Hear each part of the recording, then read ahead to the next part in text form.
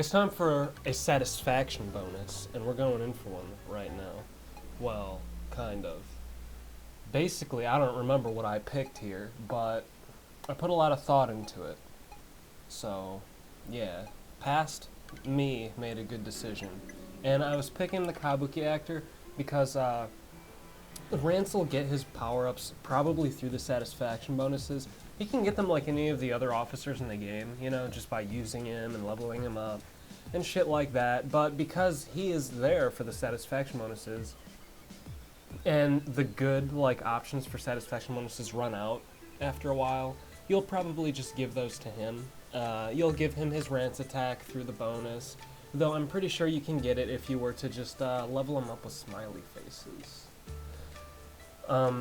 I've never done that. Like as I've told you before, I always level them up with the 2 free levels. And during the satisfaction bonuses, you want to get Rance stuff later on. They're better than a lot of the options there. So that's probably what you'll do with them, honestly. And I picked the Kabuki actor, kind of. Maida Keiji is the name of Maida Toshi after you've made him a Kabuki actor twice. You have to select that option as a satisfaction bonus 2 times for it to go into effect.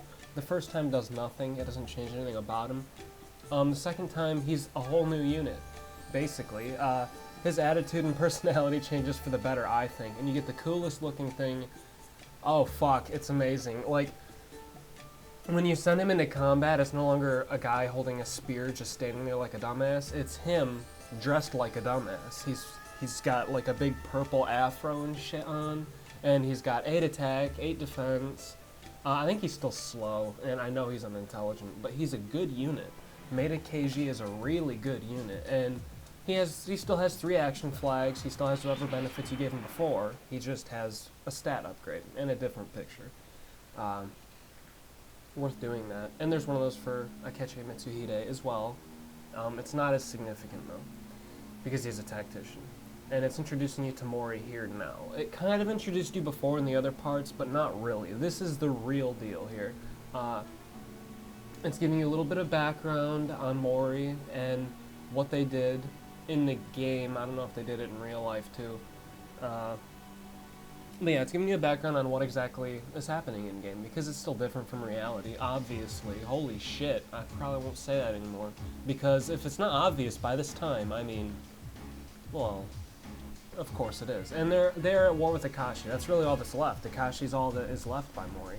Tanegashima is potentially selling Mouri muskets and being friendly. In my first playthrough, I conquered Tanegashima and I conquered Akashi. For whatever reason, I don't know what the fuck I was doing in my first playthrough. Shit, I didn't even understand what action flags were. But, Mouri interacts with Akashi. Here in this segment, I think it shows and tells you that Mouri completely decimates Akashi's army. They just fuck them up so bad. And Akashi has basically nothing left. And that's one of the reasons they're a very easy army to fight. And they only have 1 territory as well. But they're not hard. And it's because of Mouri. Mouri really messes them up. And Mori's just a powerhouse. So yeah, you can see him there. Just look at his beard. What I mean, of course they fade him out as soon as I address it, but his beard looks like it's splitting his flesh or something, and there you go, look at that. Looks like his face is made out of paper or his beard is made out of metal. That really bothers me a lot. And it makes it look like his chin is like cracking apart. Ugh. Oh. Oh man, but those are his daughters. They're cool. I like them all a lot. I really do. I think they're good. They are good units. Make no mistake, they're very good units. They're all unique. Chinu is a very unique Miko. Teru is kind of a unique guard unit. I mean, her counterattack is bizarre. Attacking her is a mistake. And their ninja, oh fuck, I don't remember her name. It's a lot of K's. She's good. She comes with assassinate too, and she has high defense, which is interesting. I don't know why so many ninjas in the game have that, but there are quite a few ninjas who have high defense when you first encounter them. Just strange.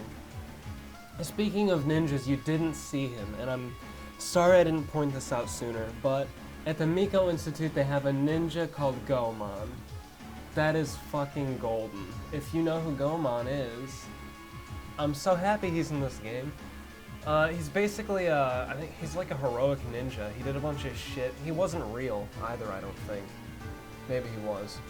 I have no idea. But he's like a Japanese legend. Goemon is like a Japanese legend. And he's in this game, and he's a little boy, and he's a ninja.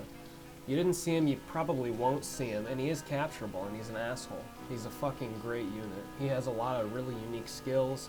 Not so much unique, they're not like unique to him or anything, but he has a lot of the good high-tier ninja skills, and he's so baby. He's like a baby ninja, and he has all this cool shit. Yeah, I'm just pointing that out now. You won't hear about it again unless I encounter him. I don't know if I do or not. I haven't finished the recordings. Haha. And yeah, here, it's still going on with Mouri. That's, this picture here, I was like, damn, that is an awesome picture the first time I saw it. And then I realized all those people on the unicycles are copy and pasted, and it's just the same thing. But whatever. I ruined the scene for you too now, or you as well now. That's okay. And he has a panda around his neck. Just pointing that out there. He's a scary guy. He's a scary guy. His daughters are scary. They have pretty unique things about them. As far as capturing them goes, a little complicated. Kind of. Like, the character clears are certainly complicated. Only one of them is really... They're all difficult to capture because their troop sizes are huge and they're good units. You can't capture Motonari, obviously. Though you can have him in your army. It's also complicated. And you can have him in your army in 2 different forms, I also believe. Not positive about that, but I'm pretty sure. And that's how that goes.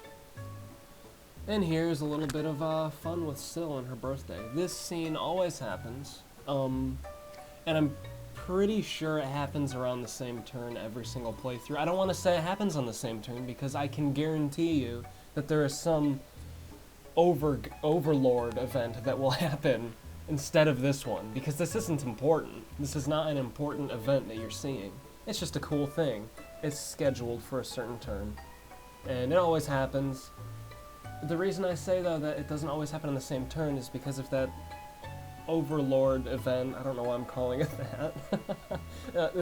An event that is way more important, like critical to the story, is still going to override this, and this might be pushed back to the turn after, which of course is weird if it's a really important event and a major character dies and everyone is sad, and you're like, oh fuck, next turn is just going to be depressing, and then this happens, and this is all happy and lighthearted, and they don't care, but that happens rarely, very rarely, and Alicesoft has programmed your first playthrough, so that kind of shit almost never happens, unless you're like really messing with the game to try and get it to happen. I should probably have done that. I've never tried it. Maybe I'm wrong. No, I'm not wrong. I'm so right. But yeah, it's Sill's birthday, and it kind of discloses her age. I guess she's 20 or something. I don't remember. I didn't read it. But she's young, so I guess Rance is younger than I had projected initially as well. And that's good. I mean, that means there are going to be a lot more games in the future. If you didn't know, the Rance series is, I think, the longest-running hentai game series in existence. It's been around forever. The fucking 90s or something. And the original game is, you know, horrible looking. I haven't played it myself, but I will sometime. I'd like to play them all. Yeah. And of course they have announced a new one. Alicesoft has announced a new one. That's going to be so fantastic. Holy shit. Oh my god. Yeah. Total War Shogun 2, that thing's coming out this month. But you know what? If the Rance game was, I'd probably pick that up over Shogun 2. Which is going to be awesome, by the way. And yeah, they just continue on here. But it shows that basically 3G and Co, they both like Sill and Rance. They don't dislike them. I mean, originally I don't think Co liked or disliked anybody, because she's just a little girl who loves everybody. And 3G is an advisor type deal, and he was probably cautious about Rance. But they all like each other now, and it's just happy, and it's fantastic. And Sill really loves Rance. Holy shit, she loves him, and she appreciates that Rance got her a gift. Rance got her a gift. A Japanese gift, even. And you'll see that. I'm gonna leave it in the video. I think asses are allowed on YouTube. I don't actually know. So we'll see how that plays out. And yeah, this just continues. It's mostly all filler, and that's just how it is. I don't know. I'm not unhappy about the filler. I'm sure a lot of people would be. If they were playing the game to just, like, beat off to the H scenes, like, you know, I mean, I was playing the game with that goal for, like, 4 minutes until I realized that this is a fun game, you know? Then I was like, holy shit, let me step back. Let me step back. I'm gonna enjoy Rance because I wanted to. It's not like all the other VNs, you know, there's good gameplay in this. I like playing this game, you know? If there was no H in it, it wouldn't be funny. Well, it would be funny, not as funny. That's important. The hentai is important in this game. I will not deny that, but the gameplay is good on its own. It could be its own game. And that's why it's, you know, well, it could be its own game without the hentai. Yeah, there we go. But it's in here. And it doesn't hurt the game. It certainly does not hurt the game. Yeah.